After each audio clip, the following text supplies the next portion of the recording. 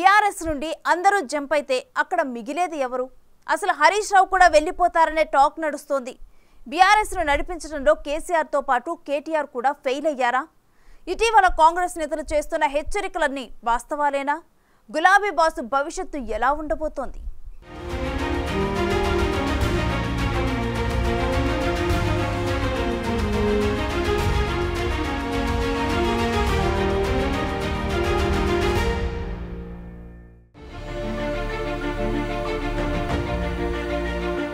తానొకటి తలిస్తే దేవుడు ఇంకోటి ఏదో ప్లాన్ చేస్తాడట. అలా ఉంది ఇప్పుడు బీఆర్ఎస్ పరిస్థితి. అధికారంలో ఉన్న కాలంలో ప్రతిపక్ష నేతలందరినీ టార్గెట్ చేశారు కేసీఆర్. ఇప్పుడు అదే పరిస్థితిని ఎదుర్కోవాల్సి వస్తోంది. 2014-2018 తెలంగాణ అసెంబ్లీ ఎన్నికల్లో విజయం సాధించిన బీఆర్ఎస్ పార్టీ ప్రతిపక్ష పార్టీల ఎమ్మెల్యేల్లో సాధ్యమైనంత మందిని తమ వైపు తిప్పుకుంది. 2014 ఎన్నికల్లో విజయం సాధించిన తర్వాత టీడీపీకి చెందిన 12 మందిని, కాంగ్రెస్కు చెందిన 5గురిని, వైసీపీకి చెందిన 3గురిని, బీఎస్పీకి చెందిన 2ని, సిపిఐకి చెందిన 1 ఎమ్మెల్యేను బీఆర్ఎస్లో చేర్చుకున్నారు. 2018 అసెంబ్లీ ఎన్నికల్లోనూ కాంగ్రెస్ తరపున గెలిచిన 19 మంది ఎమ్మెల్యేల్లో 12 మందిని కేసీఆర్ తన పార్టీలో చేర్చుకున్నారు. వీరితో పాటు 2 టీడీపీ ఎమ్మెల్యేల్ని, మరో 2 ఇండిపెండెంట్ ఎమ్మెల్యేల్ని కూడా చేర్చుకున్నారు. అప్పట్లో 19 మంది ఎమ్మెల్యేల్లో 12 మంది బీఆర్ఎస్లో చేరగానే కాంగ్రెస్కు ప్రధాన ప్రతిపక్ష హోదా కూడా పోయింది. సరిగ్గా ఇప్పుడు బీఆర్ఎస్ కూడా అలాంటి పరిస్థితే వచ్చే అవకాశం ఉందని ప్రచారం జరుగుతోంది. ఇప్పటికే బీఆర్ఎస్ ఎమ్మెల్యేలు కడియం శ్రీహరి, దానం నాగేందర్, తెల్లం వెంకట్రావు ఆ పార్టీని వీడి కాంగ్రెస్లో చేరారు. ఇప్పుడు మరో 22 మంది బీఆర్ఎస్ ఎమ్మెల్యేలు కూడా కారు దిగడానికి రెడీగా ఉన్నట్టు వార్తలొస్తున్నాయి. ఇలా బీఆర్ఎస్ నుంచి ఎమ్మెల్యేలు, ఎంపీలు, మాజీ ఎమ్మెల్యేలు, మాజీ ఎంపీలు, ఇతర ప్రజాప్రతినిధులు ఒక్కొక్కరుగా బీఆర్ఎస్ని వేయడం లోక్సభ ఎన్నికలకు ముందు నుంచే కేసీఆర్ని కలవరపెట్టింది. ఇక ఇప్పుడు ఆ పరిస్థితి మరింత దారుణంగా మారింది. అందుకే తన అల్లుడు మాజీ మంత్రి హరీష్ రావును కూడా పార్టీని వదిలి బీజేపీలో చేరే విధంగా కేసీఆర్ ప్లాన్ బిని అమలు చేస్తున్నట్టు తెలుస్తోంది. దీంతో తర్వాత ఎన్నికల సమయానికి బీజేపీ నుంచి బీఆర్ఎస్లోకి కొంతమంది నేతలనైనా తెచ్చుకోవచ్చనే ప్లాన్ వేస్తున్నారట. నిజానికి అధికారం దూరమైతే ఇలాంటి పరిణామాలుంటాయని కేసీఆర్కి తెలియంది కాదు. అయితే దాన్ని కాపాడుకోకపోగా పోయేటోళ్లు పోని, ఉండేటోళ్లు ఉండని అనే విధంగా కేసీఆర్ వ్యవహరిస్తున్నారని, ఈ వైఖరితో పార్టీలో ఉండాలని అనుకునేవాళ్లు కూడా విచారణ సర్దేస్తున్నట్టు టాక్ వినిపిస్తోంది.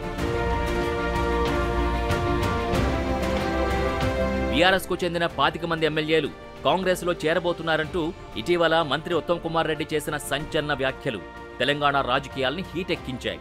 మంత్రి స్థాయిలో ఇటువంటి వ్యాఖ్యలు చేశారంటే తెర వెనుక ఫిరాయింపుల పర్వంపై చర్చోపచర్చలు జరుగుతున్నట్టేనని రాజకీయ విశ్లేషకులు అంచనా వేస్తున్నారు. ఏ ధీమా లేకుండా ఉత్తమ్ కుమార్ రెడ్డి ఈ వ్యాఖ్యలు చేయరని కూడా అంటున్నారు.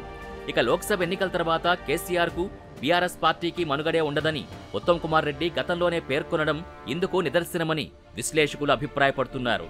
అలాగే బీఆర్ఎస్ హయాంలో సాగిన ఫోన్ ట్యాపింగ్ వ్యవహారం కూడా ఆ పార్టీ పతనానికి ప్రధాన కారణంగా పరిణమించిందని, ఈ విపత్కర పరిస్థితుల్లో పార్టీ మారడం తప్ప అసంతృప్త ఎమ్మెల్యేలకు మరో ప్రత్యామ్నాయం కనిపించటం లేదన్న మంత్రి ఉత్తమ్ మాటల్లో సత్యం లేకపోలేదనే టాక్ వినిపిస్తోంది.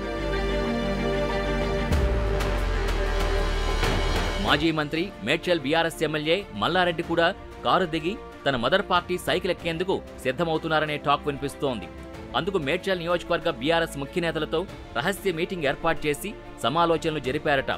ఆస్తుల రక్షణకు మల్లారెడ్డి తెలంగాణలో సరికొత్త రాజకీయానికి తెరలేపే ఆలోచనలో ఉన్నారని రాజకీయ వర్గాలు మాట్లాడుకుంటున్నాయి. ఏపీలో చారిత్రక విజయాన్ని సొంతం చేసుకున్న తర్వాత తెలంగాణ రాజకీయాలపై టీడీపీ అధినేత చంద్రబాబు ఫోకస్ పెట్టారని, తెలంగాణలో మరోసారి పార్టీని బలోపేతం చేసే దిశగా ఆలోచిస్తున్నారనే వార్తలు వినపడుతున్నాయి. ఇందులో భాగంగా ప్రస్తుతం క్రియాశీలకంగా ఉండి బలం కోల్పోయిన తెలంగాణ నేతలకి టీటీడీపీ అధ్యక్ష పదవిని అప్పగించాలని అనుకుంటున్నారట. అందుకే టీడీపీలో చేరి పార్టీకి జవసత్వాలు తేవాలని ఆలోచిస్తున్నారట. ఇక AP CM Chandrababu, Telangana CM Revanth Reddy మంచి స్నేహితులు కావడంతో మల్లారెడ్డికి కేసుల వ్యవహారంలో కాస్త ఊరట దొరుకుతుందనే దిశలో ఈ ఆలోచన చేస్తున్నట్టు తెలుస్తోంది. అందుకే మల్లారెడ్డి తెలంగాణ టీడీపీలోకి వెడితే ఆయనతో పాటుగా మరికొందరు బీఆర్ఎస్ ఎమ్మెల్యేలు కూడా తీసుకెళ్తారని జోరుగా ప్రచారం జరుగుతోంది. ఇక ఇటీవల మెదక్, గ్రేటర్కు చెందిన ఎమ్మెల్యేలు సీఎం రేవంత్ రెడ్డితో భేటీ కావడంతో కాంగ్రెస్లో చేరుతున్నారనే ప్రచారం జరిగింది. కానీ ఎమ్మెల్యేలు మాత్రం మర్యాదపూర్వకంగా కలిశామని క్లారిటీ ఇచ్చారు. అయినప్పటికీ మెదక్ జిల్లాకు చెందిన మంత్రితో పాటు పఠాన్చెరు ఎమ్మెల్యే గూడెం మహీపాల్ రెడ్డి భేటీ కావడం చర్చకు దారితీసింది. కానీ మంత్రి దామోదర్ రాజనరసింహతో ఎమ్మెల్యే గూడెం సమావేశం అవడంతో పార్టీ మార్పుకి సంకేతమని అనుమానాలు మరింత పెరిగాయి. ఇప్పుడు బీఆర్ఎస్ను వీడబోయే 22 మంది ఎమ్మెల్యేల్లో మెదక్ జిల్లా నుంచి 5 ఎమ్మెల్యేలు కాంగ్రెస్ గూటుకొచ్చే అవకాశం ఉందని భావిస్తున్నారు. ఇదే జరిగితే కారు పార్టీ మనుగడ కష్టమేనని, స్థానిక సంస్థల ఎన్నికలొచ్చేసరికి బీఆర్ఎస్ ఖాళీ అయిపోతుందని రాజకీయ విశ్లేషకులు అభిప్రాయపడుతున్నారు. ఇక కేసీఆర్ ఈ పరిస్థితికి రావడానికి ఫోన్ ట్యాపింగ్ కేసు కూడా కారణమనే విశ్లేషణలున్నాయి. ఫోన్ ట్యాపింగ్ కేసు డొంక కదులుతున్న కొద్దీ కేసీఆర్ చుట్టూ ఉచ్చు బిగుస్తున్నట్టు ఆ పార్టీలో గుసగుసలు వినిపిస్తున్నాయి. ఎవరు ఆదేశిస్తే పోలీసు ఉన్నతాధికారులు ఈ ట్యాపింగ్ వ్యవహారానికి తెరతీశారు అనేది ఆధారాలతో సహా రుజువైన మరుక్షణం అరెస్టుల పర్వం మొదలవుతుందని, దీంతో కీలక సూత్రధారులే అరెస్ట్ అయితే ఇక ఆ పార్టీకి దిక్కెవరనేది కూడా పార్టీ ఎమ్మెల్యేల్లో గుబులు పుట్టిస్తున్నట్టు తెలుస్తోంది. కాబట్టి దీపం ఉండగానే ఇల్లు చక్కబెట్టుకోవడం ఉత్తమమనే ఆలోచనకి ఆ పార్టీ ఎమ్మెల్యేలు వచ్చారని రాజకీయ వర్గాలు చెప్పుకుంటున్నాయి. అదీ కాకుండా ఒంటెద్దు పోకడతో పార్టీ పేరు మార్చేసి జాతీయ రాజకీయాల్లో చక్రం తిప్పేద్దామనుకుని కేసీఆర్ బోల్తా పడ్డారని ఆ పార్టీ ఎమ్మెల్యేలే అంటున్నారు. తెలంగాణ వాదం నుంచి పుట్టిన పార్టీకి ఆ పదాన్ని దూరం చేయడం కూర్చున్న కొమ్మనే నరికేసిన చందంగా తయారైందని ఆ పార్టీలోని అసంతృప్త ఎమ్మెల్యేలు బాహాటంగానే కేసీఆర్ను విమర్శిస్తున్నారనే టాక్ ఉంది.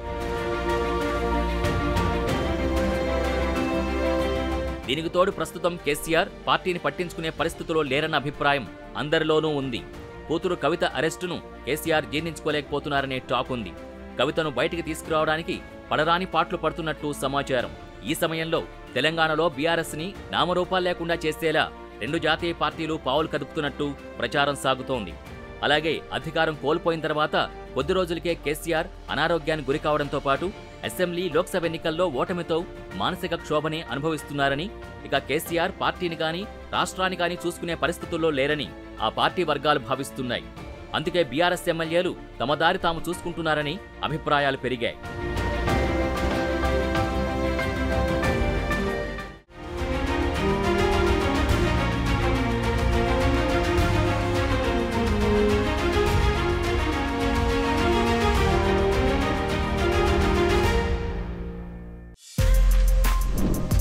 For more videos like this, subscribe Big TV channel.